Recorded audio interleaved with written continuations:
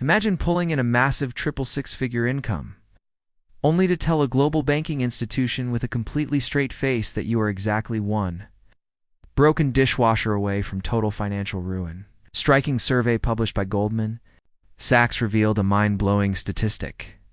40% of Americans earning over $300,000 a year admit they are actively living paycheck to paycheck. I literally had to read that report 3 times just to believe it. If you have ever stood in your office kitchen, stared at a colleague's luxury watch, their brand new car, or their glamorous Instagram vacation, and quietly wondered how the mathematics work on their salary, the answer is beautifully simple. It doesn't. The math has never worked. My name is Nick, and I have spent way too much time reverse engineering how the average modern worker actually pays for the hyper-expensive lifestyle they are constantly showing off. Because once you lift the hood on consumer debt, the entire office dynamic starts looking completely different. The luxury sedan in the parking lot, the upscale kitchen remodel, premium designer clothes, none of it means what you think it means. This isn't a boring lecture about budgeting. It is a breakdown of a massive collective illusion, and the bill is officially coming due.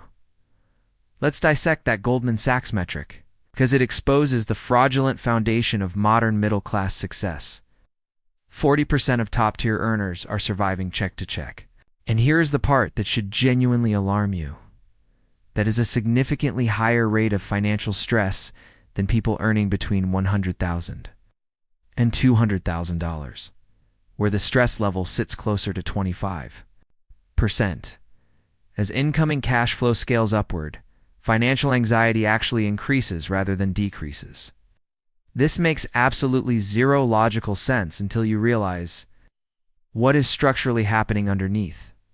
When researchers asked these high earners why they were struggling, the answer was unanimous: lifestyle creep. Luxuries have been systematically transformed into absolute necessities. In plain English, these individuals immediately spent the raise. Every single time they secured a promotion, they bought a larger house. Every time they received a bonus, they leased a flashier vehicle. They repeated this loop until the mathematics on a $300,000 salary looked identical to the financial stress of a $60,000 salary tight. Exhausting and completely hopeless. A separate Bank of America study validated this trend, showing that 1 out of every 5 households clearing over $150,000 exhibits severe behavioral signs of living paycheck to paycheck. This means every single dollar entering their account is legally spoken for before it even lands. Simultaneously, broader data shows that 59% of the entire population cannot cover a basic $1,000 emergency out of cash savings. So, when your colleague Greg brags about his house remodel and his wife's new premium sport utility vehicle, understand the raw logistical reality. There is a massive probability that Greg is quietly spiraling inside. The car and the vacation do not prove he has money, they simply prove he's spent money. Those are 2 completely distinct economic realities, yet culture has tricked us into believing they are the same. This is the ultimate baseline you must internalize. Looking wealthy and actually being wealthy have almost nothing to do with each other. In fact, they are heavily inversely correlated. The largest behavioral study of actual American millionaires ever conducted revealed that the average millionaire doesn't drive a high-end exotic vehicle. They drive a simple 4-year-old vehicle with roughly 41,000 miles on the odometer. Meanwhile, Greg is out here bleeding $1,000 every single month to lease a German luxury car, purely to look like what he thinks a rich person looks like. He isn't wealthy. He's just broke in a significantly nicer jacket. So how? Is this illusion logistically sustained month after month without collapsing? The short answer is debt, but the long answer is far darker, because consumer liabilities have become incredibly creative. Layer number 1 is the compounding weight of plastic. Citizens are currently sitting on a historic record, shattering $1.28 trillion in credit card debt alone, while total household liabilities have climbed to an unprecedented $18.8 trillion, the average. Credit card interest rate has soared past 21%, and nearly half of all cardholders now carry a revolving balance from month to month. Most terrifyingly, 23% of people carrying credit card debt openly admit they believe they will never escape it. They have completely surrendered. It's volunteering to pay 21% interest for the rest of their lives. And layer number 2 is the hidden stealth weapon. Buy now, pay later platforms. Services like Klarna, Afterpay, and Affirm are completely everywhere. Because these short-term microloans do not report to your credit bureau in a conventional format, no one in the office knows their cubicle neighbor is financing their daily life. In fact, recent consumer studies revealed that a staggering 20% of all buy now, pay later users are now actively using microdebt just to purchase their weekly groceries. But here is the specific diagnostic metric that nobody in corporate culture wants to discuss. 32% of buy now, pay later users earning over $100,000 a year are actively using these microloans. Just to bridge the gap to their next paycheck, that is officially the highest dependency rate of any income demographic in the country. The highest earners have become the most structurally dependent on payday loan style financing just to maintain their basic standard of living. Have you ever wondered why everyone's vacation photos look so casually perfect online? It is because admitting you are still financing a music festival ticket in the middle of autumn is deeply embarrassing. Recent industry data reveals that roughly 60% of general admission music festival buyers completely finance their tickets using micro-installment platforms. So, when those glamorous, high-status photos hit your professional network, a massive portion of those individuals are quietly paying off the ticket well into the winter. Furthermore, 47% of these installment users admit to missing payments entirely, while 63% manage multiple overlapping lifestyle loans simultaneously. They are literally running a miniature, highly volatile portfolio of lifestyle consumer debt. This introduces layer number 3 of the collective illusion, the stretched auto loan. This is our colleague Greg's absolute favorite layer. Average new car payment has shattered historical records, hitting a massive $772 every single month. But here's the real, unvarnished tell.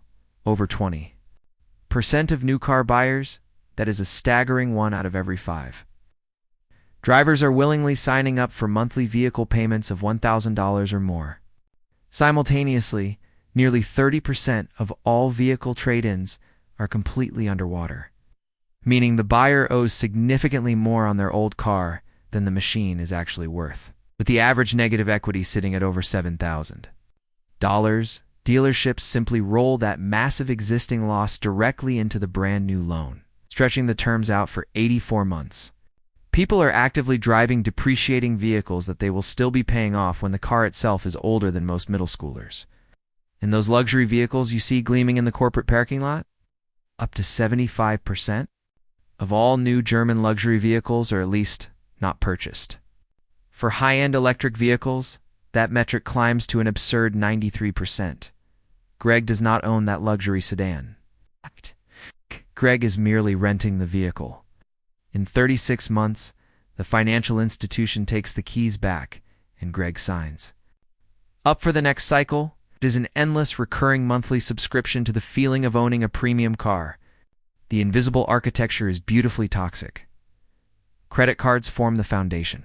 Installment loans sit in the middle. A stretched auto loan balances on top, and a thin coat of aesthetic paint holds it all together. When you walk past that vehicle, tomorrow, remember it belongs entirely to the bank's financing arm. Greg just pays the rent. But the system gets even weirder, because the next layer of the illusion isn't even their own money. It is the hidden intervention of parental cash reserves. Recent behavioral studies reveal an absolutely absurd macroeconomic trend. 50% of working parents with adult children over the age of 18 are actively sending their kids money on a regular, recurring basis. The average subsidy amounts to nearly $1,500 every single month, which translates to almost $18,000 a year per adult child. This isn't just basic assistance for a young graduate finding their footing. For older, millennials aged 29 to 44, the average parental gift still hovers around $863 a month. Yes, there are 40-year-old mid-level managers receiving $1,000 a month from their parents.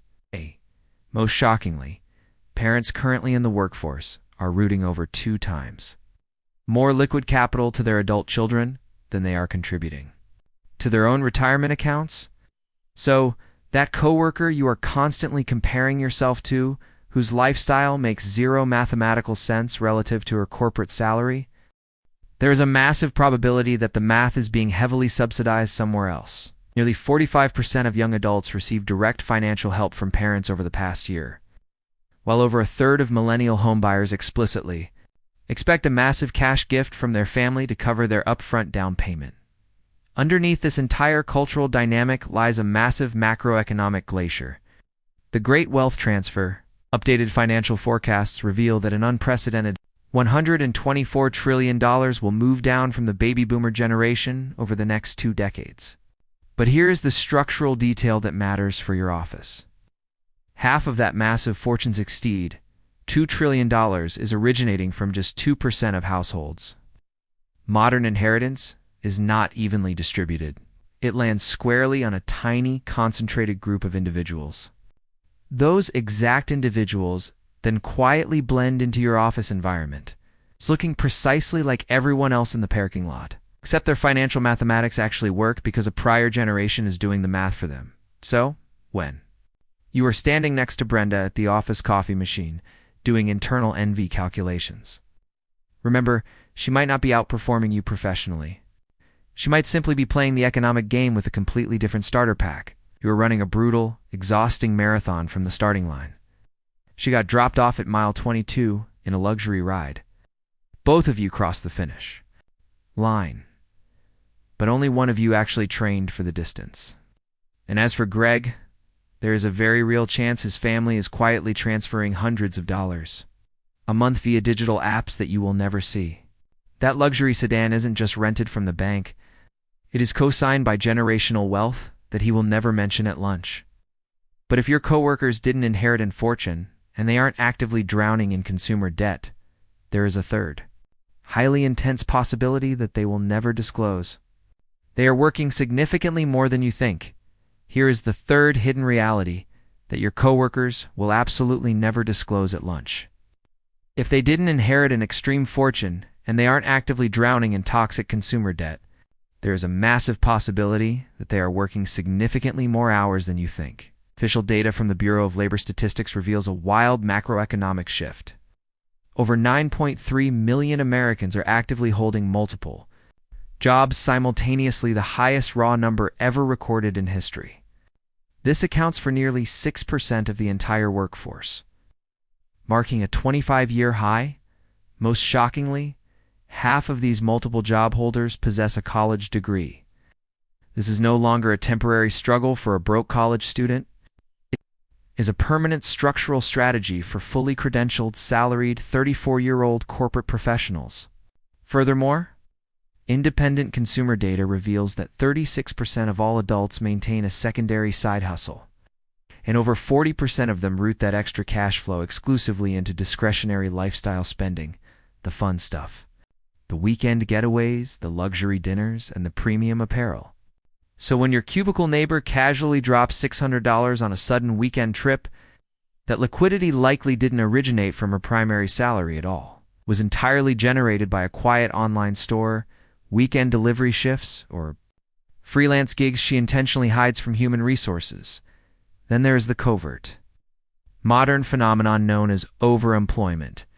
A targeted survey of fully remote professionals revealed that a staggering 79% had secretly worked 2 or more full-time remote corporate positions simultaneously over the past year. Over a third of them were executing this exact strategy at the time of the survey, with 34% pulling in over $100,000 in combined salaries.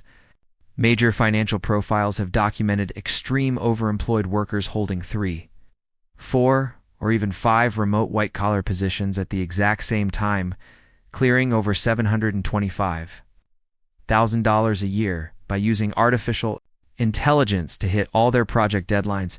Picture this reality clearly.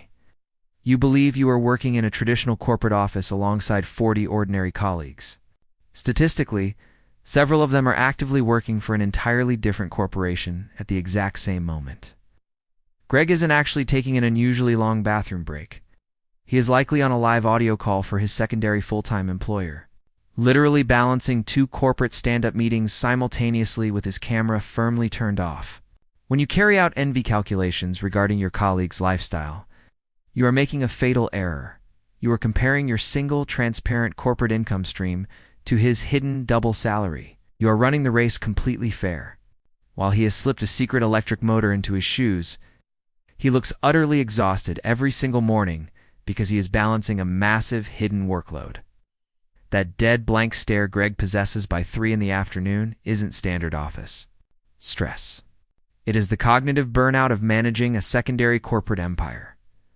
Let's establish one final, monumental psychological reframe before we map out your exact operational blueprint. The highly visible consumer items your coworkers flaunt, the designer watch, the luxury handbag, the imported sedan, the major home renovation, are not wealth. They are, specifically by design, the exact opposite of true wealth. They are merely wealth's loud impersonators. In behavioral economics, there is a powerful principle known as inconspicuous consumption. Academic data from the Journal of Marketing reveals that the wealthiest individuals universally prefer premium goods with quiet, or entirely non-existent branding muted signifiers that only other high-net-worth individuals recognize. Conversely, the individuals who spend the highest percentage of their net disposable income on luxury items consistently purchase the loudest, most aggressively branded versions on earth, completely regardless of their actual net worth. In plain English, the louder and more obnoxious the logo, the less actual money is standing behind it. Real wealth whispers. Financial insecurity screams. Imagine two individuals sitting at an upscale restaurant.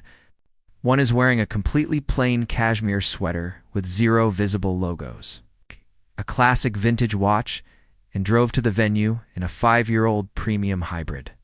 He commands over $4 million in liquid investments. 3 tables away sits an individual wearing a loud, massive designer belt, a highly reflective oversized watch, with a brand new leased luxury SUV parked right at the front entrance. He possesses exactly $12,000 in his checking account and a massive home equity line of credit that nobody knows about. Both individuals are performing, but only one of them is performing true wealth. The other is performing the performance of wealth. Guess which one your brain naturally notices first? The secondary luxury market backs this up brutally. Designer bags, long marketed to the public as the ultimate alternative investment asset, have seen their resale premiums collapse from over 2 times retail value down to a mere 1.4 times retail.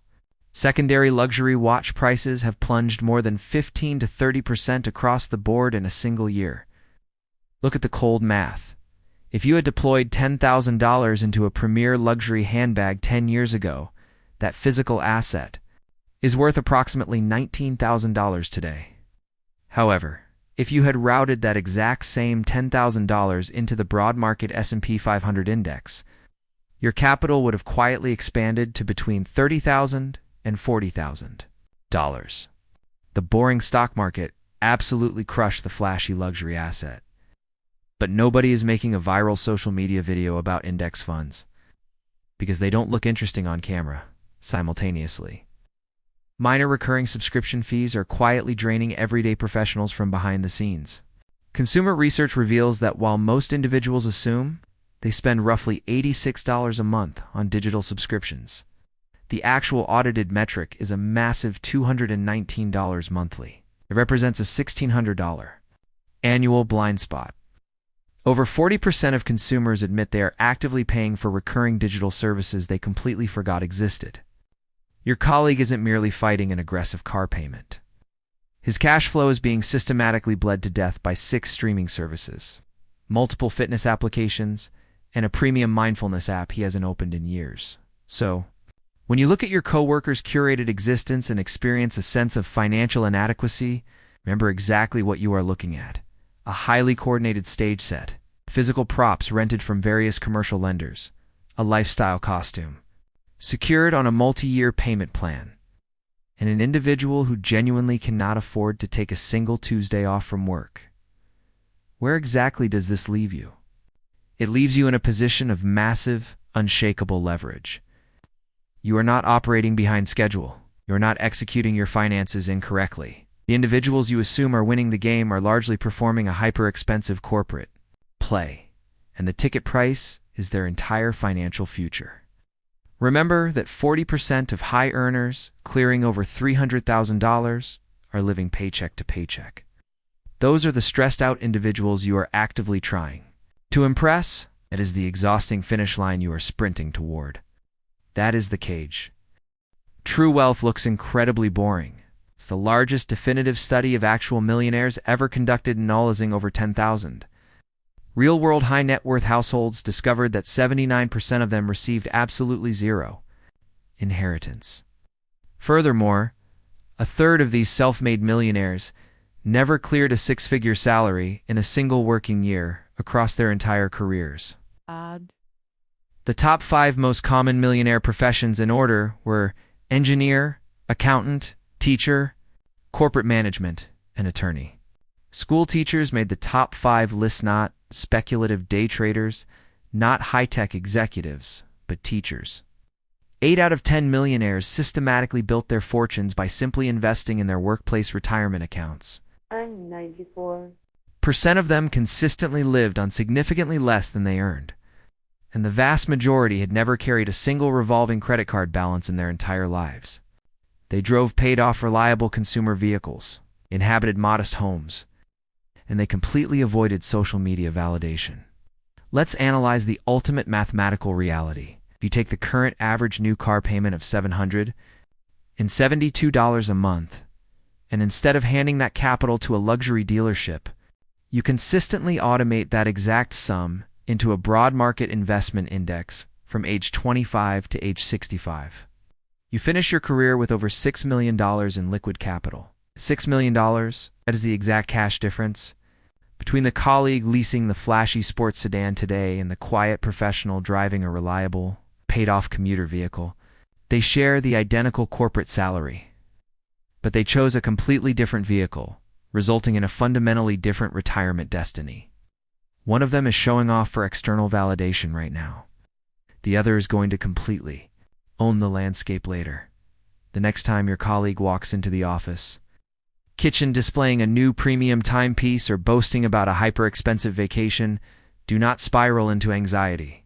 Do not attempt to compete. Do not log into your banking application in a state of panic.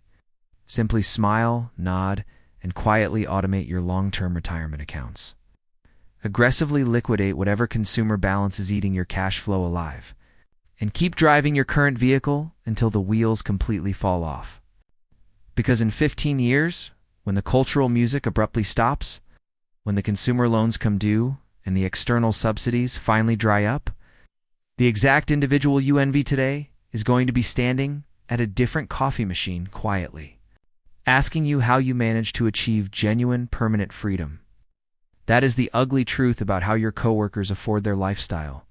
Most of them simply don't. You just can't see the massive bill yet.